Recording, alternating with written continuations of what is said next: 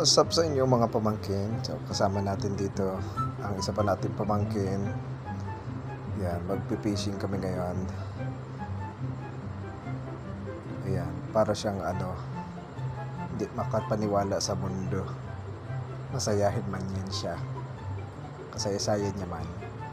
Ayan, papunta na nga tayo dito. Tinambakan na ng lupa dito yung fishing spot natin, pero pipilitin pa rin natin. Ayan na nga, nagsimula na kami mag-fishing dito. At ang unang ang nakahuli, ayan, may lumitaw na ulo.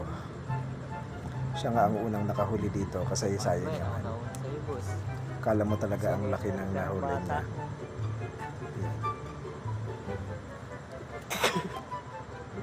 Ayan na nga, yan siya, tawa-tawa lang siya dyan. Masayahin man yun siya. Lumipat nga kami dito ng spot kay isa lang nahuli namin doon.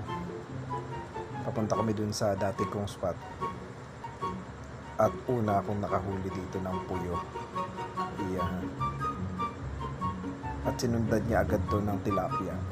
So masayahin na naman yun siya. At sunod-sunod na nga ang kagat niya. Ako wala na naman akong kagat kaya hindi man ako masaya. Pero siya masayahin man yan siya. Ang dami-dami sinasabi, hindi man marinig kay naka-voice over man ako. Yan, tamang flex. Yan, optimal.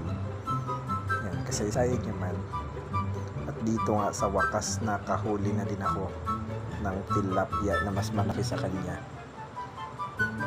Ayun, nakahuli. Sunod-sunod nga yung huli niya dito, mga pamangkin. Swerte man yan siya, swerte lang. Ay hindi, kinausap ko man ang mga isda na sa kanya man magkagat para magsaya-saya man siya. At nag-introvert na nga siya dito kasi may mga sumali na nagpipishing. Power on! Yan, introvert na yan siya, hindi na yan siya mag-smile. O, diba?